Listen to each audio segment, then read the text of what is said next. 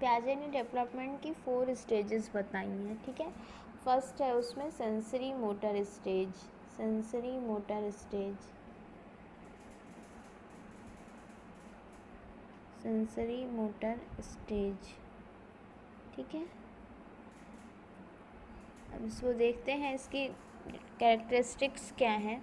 सबसे पहले देखिए, ये 0 to 2 ईयर्स के लिए होती है, 0 से 2 साल के बच्चों में ये स्टेज होती है, ऐसा पियाजे मानते हैं। फिर इस स्टेज की क्या कैरेक्टरिस्टिक होती हैं, जैसे कि आप जानते हैं 2 साल तक का बच्चा कैसे एनवायरनमेंट से इंटरेक्ट करता है। फर्स्ट वो अपनी आँखों को बंद रखता है ज़्यादातर टाइम, है ना। जब बच्चे जन्म लेते हैं तो वो ज़्यादातर अपने आइज़ को क्लोज़ रखते हैं, वो ज़्यादातर टाइम स्लीप करते हैं, वो ज़्यादातर टाइम सोते रहते हैं, है ना।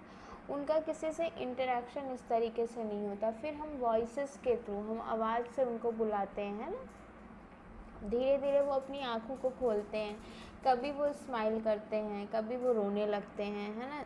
लेकिन यहाँ पे जो है वो कम्युनिकेशन नहीं हो पा रहा है, बच्चा हमें समझ नहीं रहा है।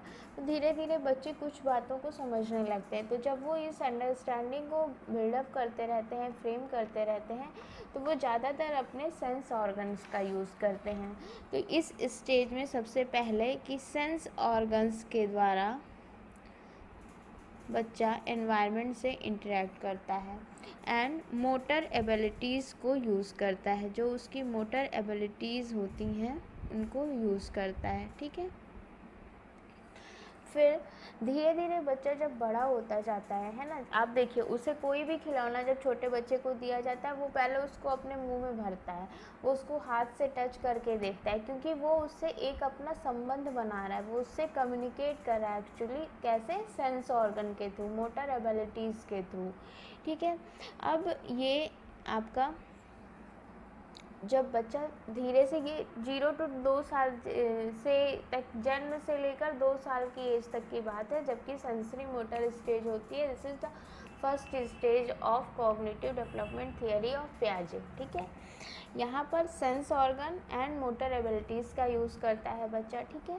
धीरे धीरे वो कॉज इफ़ेक्ट रिलेशनशिप को समझने लगता है, कॉज इफ़ेक्ट रिलेशनशिप को समझने लगता है। अब आपको ये लगेगा कि ये कैसे हो सकता है ना, ये तो एक बड़ी चीज़ है, हम इतनी बात कैसे वो समझ सकता है, कारण और प्रभाव संबंध को वो कैसे समझ सकता है। आप जानते हैं बच्चे धीरे धीरे समझने लगते हैं कि अगर हम रोएंगे तो मतलब इसका है कि हमें दूध पिलाया जाएगा, अगर हम रोएंगे तो कोई हमें गोदी में घुमा सकता है ना, अगर हम रोएंगे तो हमें खिलौना मिल सकता है, अगर हम रोएंगे तो मम्मी हमारे पास रहेंगी, है ना।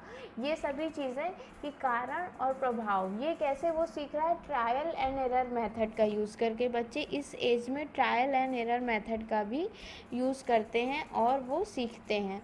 फिर वो गोल डायरेक्टेड बिहेवियर करते हैं, ठीक है। आपने देखा इस टाइम पे बच्चे जिद भी करते हैं ना, जब तक उनकी जिद पूरी नहीं होती है, उनका गोल अचीव नहीं होता है, वो वही काम करते रहते हैं। उनको ये समझ में नहीं आता कि ये चीज़ अभी के लिए सही है या नहीं, लेकिन बस उनका फोकस होता है कि वो चीज़ उन्हें चाहिए, वो उनका गोल उनको प्राप्त होना चाहिए, वो गोल को अचीव कर सकें वो कैसे भी, ठीक है। तो ये चीज़ें होती है, कॉज इफेक्ट रिलेशनशिप को समझने लगते हैं by using trial error method. वो देखते हैं धीरे धीरे कि वो क्या करेंगे तो उन्हें अपने गोल का अचीवमेंट होगा, और क्या करेंगे तो उन्हें जो है कि क्या चीज़ें मिल सकती हैं, क्या चीज़ें नहीं मिलती, ऐसा वो मतलब प्रयास और त्रुटि के द्वारा सीखते हैं, ट्रायल एंड एरर के द्वारा सीखते हैं। और इन सभी चीज़ों में वो अपने सेंस ऑर्गन का यूज़ करते हैं, मोटर एबिलिटीज़ का यूज़ करते हैं, ठीक है।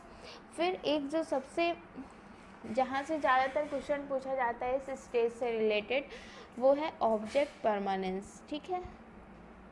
ऑब्जेक्ट परमानेंस,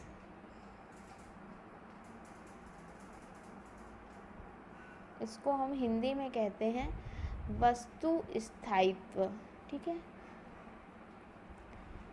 देखिए, जब कोई छोटा बच्चा होता है, हम उसके सामने क्या करते हैं, हम उसके सामने अपने चेहरे पे अगर हाथ दोनों रख लेते हैं, उसे लगता है कि हम नहीं हैं, हम छुप गए, है ना। ऐसा छोटे छोटे बच्चों के साथ गेम्स वगैरह करा होगा आपने, और आपने ध्यान दिया होगा ये बात का ज़रूर से।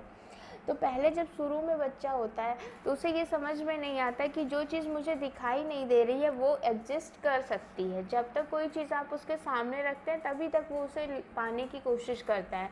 जैसे ही आप उस चीज़ को हटा देते हैं तो वो चीज़ उसे नहीं लगती कि वो चीज़ एग्जिस्ट कर रही है, ठीक है। लेकिन जैसे जैसे हम इस स्टेज में कंप्लीट जाते जाते हैं 2 ईयर की ओर जाते जाते, जैसे बच्चा 2 वर्ष की अवधि को पूरा करता रहता है तो उसमें जो एक बहुत अच्छा गुण आ जाता है वो वस्तु स्थायित्व का गुण है, वो ऑब्जेक्ट परमानेंस का गुण है। यानी कि वो मेंटल रिप्रेजेंटेशन क्रिएट करना शुरू कर देता है। इस टाइम एनवायरनमेंट से रिलेटेड जो भी इंफॉर्मेशन उसने ली है उसका वो मेंटल रिप्रेजेंटेशन बनाना लगता है, ठीक है।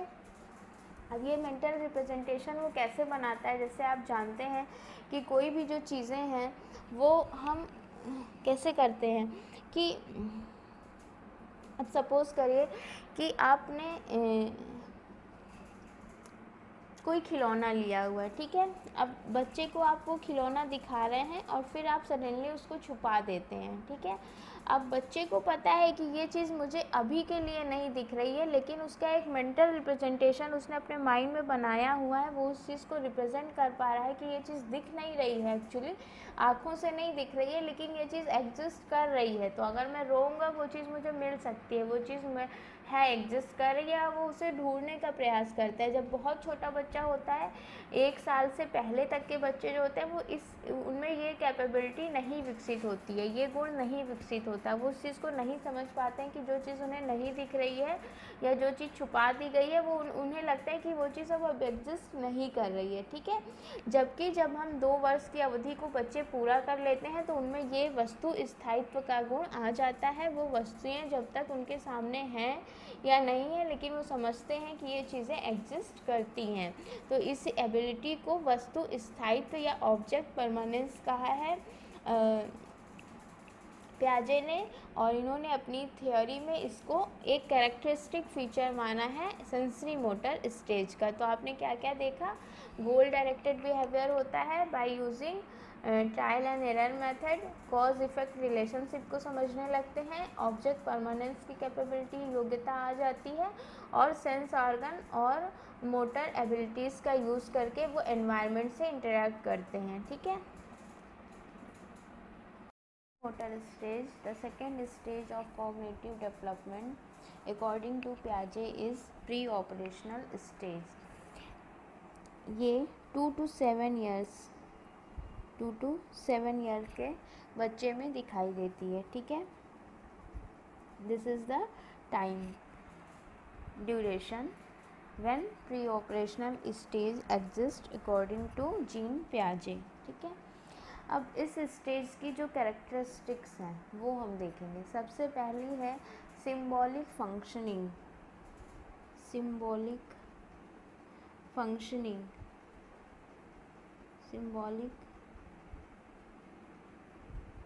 फंक्शनिंग का गुण बच्चे में डेवलप हो जाता है। अगर ये गुण आ गया है इसका मतलब है कि बच्चा सेकेंड स्टेज में चला गया है, ठीक है। सिंबॉलिक फंक्शनिंग हम किसे कहेंगे, सिंबॉलिक फंक्शनिंग को हिंदी में प्रतीकात्मक कार्य कहते हैं, ठीक है। यहाँ पर मतलब है कि देखिए जब आप इसका उदाहरण जैसे हम देख सकते हैं, कोई भी बच्चे क्या करते हैं, एनवायरनमेंट से सीखते हैं। एनवायरनमेंट में मान लीजिए वो किसी को देखते हैं कोई काम करते हुए तो वो भी उसी की तरह कॉपी करना सीखते हैं, है ना। अब मान लीजिए बच्चे ने देखा बात करते हुए कि कोई गार्जियन है वो मोबाइल पर बात कर रहे हैं, ठीक है। तो वो देखेगा कि मोबाइल पे बात कैसे किया जाता है, ठीक है। हाव भाव कैसे रखा जाता है, गेस्चर कैसे चेंज किया जाता है, कैसे कुछ लोग टहल के बात करते हैं, कुछ लोग बैठ के बात करते हैं, क्या मुद्राएं होती हैं, इन सभी चीज़ों को वो ऑब्ज़र्व करता है। अब इन सभी चीज़ों को ऑब्ज़र्व करने के बाद वो इन चीज़ों की कॉपी करना चाहता है, ठीक है। अब मान लीजिए बच्चे के पास जब मोबाइल होगा तो मोबाइल से बात करने का नाटक कर सकता है, ठीक है, या वो सही में भी बात कर सकता है मोबाइल से, ठीक है। लेकिन अगर उसके पास मोबाइल नहीं है तो चूँकि उसे कॉपी करना है तो वो सिंबॉलिक रूप से मोबाइल की जगह किसी अनदर ऑब्जेक्ट को एज अ मोबाइल यूज़ करता है। तो यहाँ पर रिप्रेजेंट कर रहा है कोई भी जो जिस ऑब्जेक्ट को वो यूज़ कर रहा है एज अ मोबाइल। तो यहाँ पर जो ऑब्जेक्ट होगा वो एक सिंबल की तरह यूज़ कर रहा है, एक प्रतीक की तरह यूज़ कर रहा है ना। तो प्री ऑपरेशनल स्टेज के बच्चे में यह एबिलिटी डेवलप हो जाती है कि वो सिंबॉलिक फंक्शनिंग करना शुरू कर देता है, और ये है कि हम किसी दूसरे ऑब्जेक्ट को किसी एक ऑब्जेक्ट की जगह पर उसको रिप्लेस करते हैं, या उसकी जगह से हम उसको प्रतीक के रूप में यूज़ करते हैं, एज अ सिंबल हम यूज़ करते हैं, ठीक है। देन आप ये जानते हैं कि लैंग्वेज भी जो होती है वो एक तरीके का रिप्रेजेंटेशन ही है। हम बहुत सी चीज़ों को लैंग्वेज के थ्रू रिप्रेजेंट करते हैं, और ये बच्चा इस स्टेज में आकर धीरे धीरे समझने लगता है। वो लैंग्वेज, एक्शन और ऑब्जेक्ट के बीच में रिलेशन या कनेक्शन को समझने लगता है। Language, action and object, language, action and object के बीच में जो कनेक्शन है हर एक चीज़ को, जैसे अब बच्चा यहाँ पर समझने लगता है। अगर आप बच्चे से पूछेंगे 2 to 7 ईयर के बच्चे से फ़ैन कहाँ है, तो वो फ़ैन की तरफ दिखाता है ना। यानी कि फ़ैन किसे कहेंगे, ये एक भाषा का यूज़ कर रहे हैं। फ़ैन या पंखा, ये दो तरीके की भाषाएं हैं, इन दोनों को वो समझने लगता है। यानी कि वो भाषा और उसके अकॉर्डिंग एक्शन और ऑब्जेक्ट, ये तीनों में कनेक्शन बैठाना सीख जाता है ना। इसी तरीके से आपसे पूछेंगे, अगर कोई उसके सामने मान लीजिए उनकी दादी प्रेजेंट है और आप पूछेंगे अभी दादी चली गई और दादी कहाँ है, तो बच्चा उस डायरेक्शन में देखेगा जहाँ पर दादी गई हैं, जिस डायरेक्शन में, ठीक है। तो यहाँ पर कहने का मतलब है कि बच्चा ऑब्जेक्ट में, लैंग्वेज में और अपने एक्शन में, इन तीनों चीज़ों में कनेक्शन बैठाना स्थापित कर देता है। वो एक तरीके से कम्युनिकेट करने लगता है। वो आपने पहली स्टेज में देखा था, वहाँ पर बच्चा केवल सेंस ऑर्गन का यूज़ कर रहा था, मोटर एबिलिटी का यूज़ करके इन्वायरमेंट से इंटरेक्ट कर रहा है। लेकिन धीरे धीरे उसका इंटरेक्शन विकसित हो रहा है और वो इसको ब्रॉड कर रहा है, विस्तृत कर रहा है। कैसे कर रहा है? लैंग्वेज, एक्शन और ऑब्जेक्ट के बीच में कनेक्शन स्थापित करके, ठीक है। देन ईगोसेंट्रिसिज्म की बात आती है। यहाँ से बहुत कॉमनली क्वेश्चन पूछे जाते हैं, इसको हम हिंदी में अहम केंद्रितवाद कहते हैं, ठीक है। ईगोसेंट्रिसिज्म क्या है कि बच्चा जो वो खुद समझता है, जैसे एनवायरनमेंट को वो देखता है। आपने देखा था शुरू में मैंने बताया कि पियाजे बच्चे को एक फिलोसफर की तरह भी देखते हैं, कि वो अपने एक्सपीरियंस, अपने प्रोस्पेक्टिव वर्ल्ड के लिए अपने दृष्टिकोण को खुद से विकसित करता है, और ये उसके अनुभवों पर आधारित होते हैं। तो यहाँ पर जो बच्चा होता है, जो वो खुद सोचता है, जो वो खुद समझता है, जो वो खुद अंडरस्टैंड करता है, उन्हीं चीज़ों को वो सही मानता है। अपने दृष्टिकोण को ही वो सत्य मानता है। वो दूसरे के दृष्टिकोण को नहीं समझता है, और वो दूसरे के दृष्टिकोण एग्जिस्ट भी करता है या नहीं करता है, इसके बारे में भी उसे कोई नहीं समझ होती है। तो केवल वो सेल्फ होता है, वो इगोइस्टिक होता है। वो इस टाइम पे केवल खुद के बारे में जो भी वो सोचता है उसे ही सत्य मानता है, उसी को एग्जिस्ट करता हुआ मानता है कि वही चीज़ें हैं जो मैं कह रहा हूँ वही सही है, बस कुछ और नहीं सही हो सकता है, उसे ये लगता है। तो इस चीज़ को हम, या इस गुण को हम कह सकते हैं ईगोसेंट्रिसिज्म, ठीक है। एंड देन फिर अब आपने देखा क्या क्या चीज़ें इस स्टेज की कैरेक्टरिस्टिक हैं। तो आपने देखा सिंबॉलिक फंक्शनिंग है, ठीक है। सिंबॉलिक फंक्शनिंग आपने देखा, सिंबॉलिक फंक्शनिंग। देन ईगोसेंट्रिसिज्म, ठीक है। एंड लैंग्वेज, एक्शन और ऑब्जेक्ट के बीच में कनेक्शन, ठीक है। अब ये चीज़ें एग्जिस्ट कर रही हैं, ऑब्जेक्ट और एक्शन। तो ये यहाँ से जब आपसे क्वेश्चन पूछा जाएगा कि ये सभी चीज़ों का एग्जांपल दे के पूछा जाएगा, निम्न में से कौन प्री ऑपरेशनल स्टेज का कैरेक्टरिस्टिक फीचर है, तो आपको ये 3 चीज़ें याद रखनी चाहिए, ठीक है। लेकिन कई बार यहाँ से भी क्वेश्चन आता है कि इस स्टेज का कैरेक्टरिस्टिक फीचर निम्न में से कौन सा नहीं है। तो यहाँ पर कौन सा कैरेक्टरिस्टिक फीचर नहीं होता है? संरक्षण का सिद्धांत, ठीक है, आपने पढ़ा होगा संरक्षण का सिद्धांत या लॉ ऑफ कंजर्वेशन, ठीक है। तो यहाँ पर जो बच्चा होता है वो कंजर्वेशन टास्क को कंप्लीट नहीं कर पाता है, ठीक है। अब कंजर्वेशन हो सकता है किन चीज़ों का कंजर्वेशन हो सकता है? नंबर का, वॉल्यूम का, एंड मास का, ठीक है। तो यहाँ पे वो इन 3 चीज़ों के कंजर्वेशन टास्क से रिलेटेड प्रॉब्लम को सॉल्व नहीं कर पाता है, ठीक है, नहीं कर पाता है। ये कैरेक्टरिस्टिक फीचर है कि वो कंजर्वेशन टास्क को की एबिलिटी नहीं होती है, उस टास्क को कंप्लीट करने की, उस टास्क को प्रॉब्लम को सॉल्व करने की कैपेसिटी नहीं होती है प्री ऑपरेशनल स्टेज के बच्चे में, ठीक है। अब वो क्यों नहीं होती है, इसके लिए 3 रीज़न दिए हैं प्याजे ने, ठीक है। सबसे पहले हम इसे एक उदाहरण के द्वारा देखेंगे। जो प्याजे ने किया था, उन्होंने 2 सेट्स ऑफ ग्लास ली थी। पहली थी शॉर्ट एंड ब्रॉड, ठीक है, और दूसरी ग्लास जो थी वो थिन एंड लॉन्ग थी, ठीक है। इन दोनों ग्लासेस में उन्होंने पानी रखा, ठीक है, पानी रखा।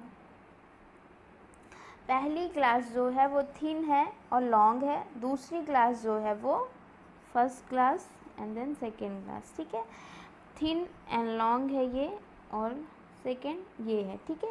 अब इन दोनों ग्लास में उन्होंने पानी रखा, ठीक है, और सबसे पहले उन्होंने दोनों सेम टाइप की ग्लासेस ली, ठीक है, उसमें पानी रखा, सेम अमाउंट ऑफ वाटर रखा, ठीक है।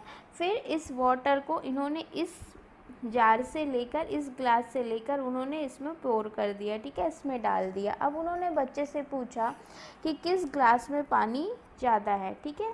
अब आप जानते हैं कि ये ग्लास लॉन्ग है और थिन है ना, और दूसरी शॉर्ट एंड ब्रॉड है। तो यहाँ पर अमाउंट ऑफ वाटर तो सेम है ना, तो यहाँ पर कंजर्वेशन बच्चा नहीं कर पा रहा है वॉल्यूम से रिलेटेड, कि पानी का आयतन सेम है, ठीक है, तो वो इस कंजर्वेशन, इस संरक्षण के सिद्धांत को नहीं समझ पा रहा है। तो यहाँ पर जो प्याजे थे उन्होंने ये इस एक्सपेरिमेंट का यूज़ किया था, और उन्होंने आगे कई और 3 एक्सपेरिमेंट्स किए थे, इन सभी से नंबर से रिलेटेड, वॉल्यूम से रिलेटेड और मास से रिलेटेड, ठीक है।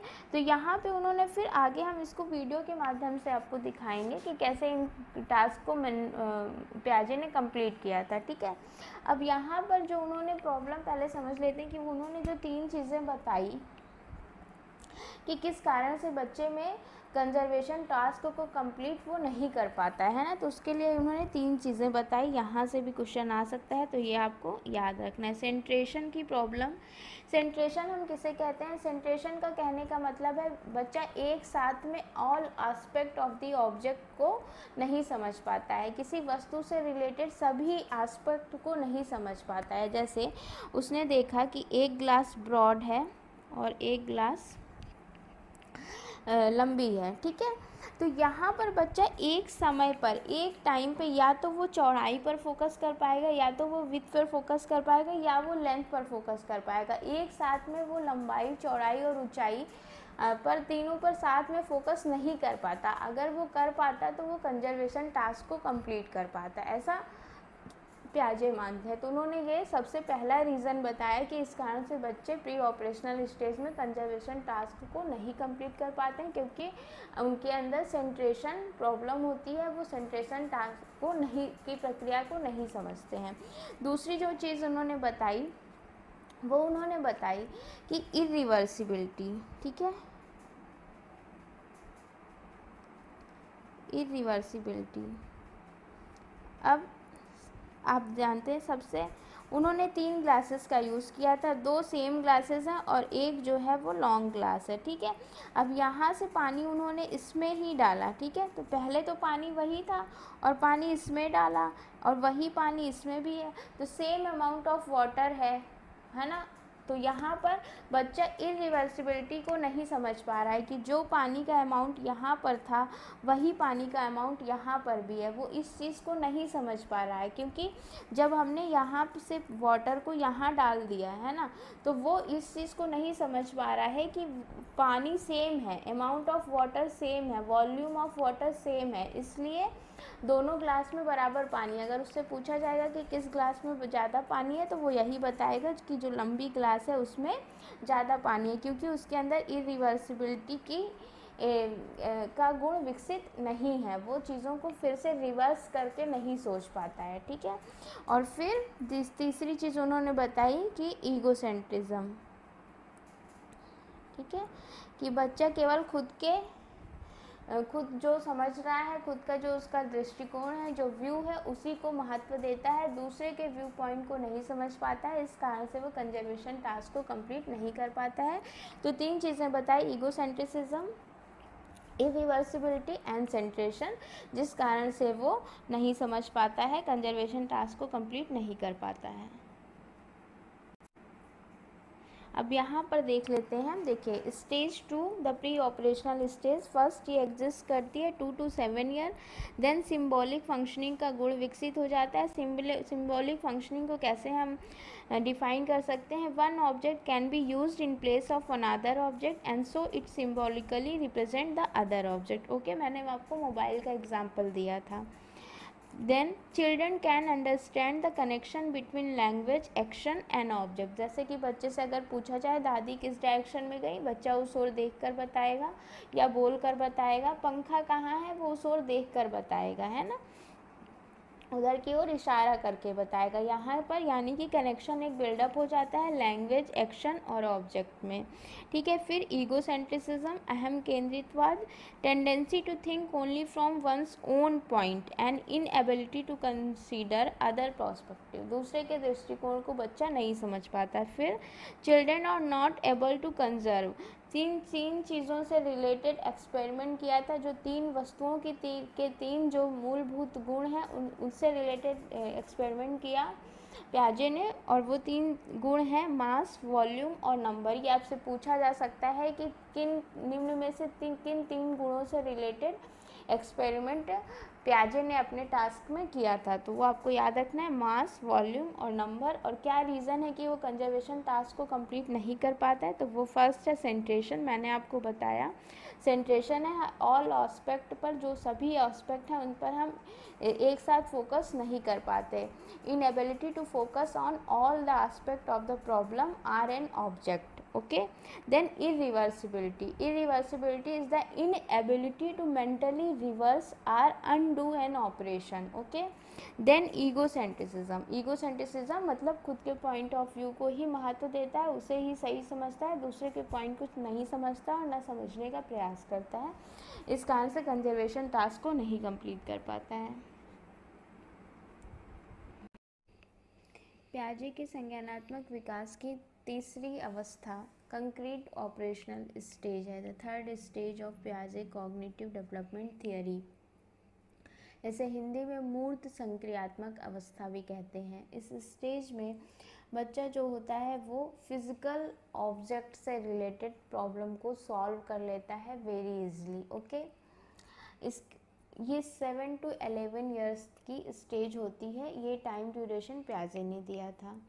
और यहाँ पर बच्चे में कंजर्वेशन एबिलिटी डेवलप हो जाती है, बच्चा नंबर, वेट और वॉल्यूम से रिलेटेड ऐसी मूलभूत गुणों से रिलेटेड फंडामेंटल क्वालिटीज़ जो हैं ऑब्जेक्ट के, उससे रिलेटेड कंजर्वेशन टास्क या संरक्षण के सिद्धांत पर आधारित क्वेश्चंस को सॉल्व कर लेता है, क्योंकि अब उसके अंदर रिवर्सिबिलिटी का गुण विकसित हो गया है। Reversibility means the ability to mentally reverse actions and operations, okay.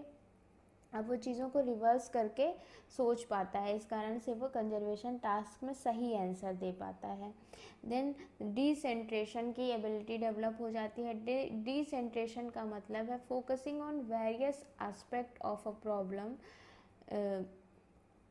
Eight same point, एक साथ हम कई एस्पेक्ट जो हैं ऑब्जेक्ट के हम उस पर फोकस कर पाते हैं, तो ये डिसेंट्रेशन की एबिलिटी जो होती है वो डेवलप हो जाती है, इस कारण से बच्चे कंजर्वेशन टास्क से रिलेटेड प्रॉब्लम को समझ पाते हैं। देन लेस ईगोसेंट्रिक, बच्चा जो प्री ऑपरेशनल स्टेज में मोर ईगोसेंट्रिक होता है, egocentric is the characteristic feature of pre operational stage, वो कंक्रीट ऑपरेशनल स्टेज में लेस ईगोसेंट्रिक हो जाता है। और ये 3 रीजंस हैं जिस कारण से बच्चा कंजर्वेशन टास्क को सही तरीके से कंप्लीट कर पाता है।